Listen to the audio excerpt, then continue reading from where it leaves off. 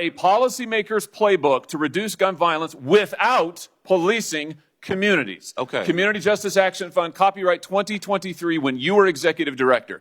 Now you say you don't know anything about it. Now you say that you haven't heard of it, just like the Democrats who all of a sudden say, oh, we're all for the police. They've been advocating defunding them for years. Okay, well, you can look at documents or you can look at My results. question is, do you renounce this report now? You say you no longer agree with this. And my answer is that I led the efforts to invest $42 billion in law enforcement. You've advocated defunding the police as executive director of an organization that you still lead and are affiliated with. Never see me advocate for that directly. What you see me advocate for is a comprehensive approach to reducing violence. Right. The comprehensive approach is defunding the police, which is what this says the entire time. This is so typical of what the Democrats do now. After your policies have transparently failed and led to the deaths of millions of Americans, now you say you've never heard of defunding the police. Your own report recommends it on page after page after page. Let me ask about something else you say. Here's what you say we ought to invest in. Instead of funding the police, here's what we ought to invest in.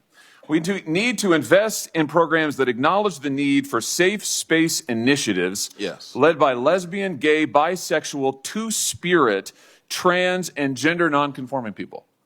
What's two-spirit? Well, look, I don't know exactly. You guys are pulling some interesting quotes. This is from your report. If you look at the report, the focus is on investing in violence intervention, outreach workers. You say that you shouldn't invest in the police, but we ought to invest in two-spirit community programs that acknowledge two-spirit individuals. We are not going to discriminate against that. We're not going to discriminate against any nonprofit that wants to help us prevent violence in our community. What is two-spirit? You say don't fund the police, but do fund programs that create safe spaces for two-spirit people. What is? I just want to know. I don't know what that is. I have no idea what that is. Well, I honestly, I'm not completely aware of the language or the spirit of how that was written. But what I'm telling you is that what is a two-spirit individual? I mean, really, this is your policymaker's playbook. You are the witness called by the Democrats on this committee, so I assume you reflect their views. Well, you don't want to fund the police. You want to fund safe spaces for two-spirit individuals.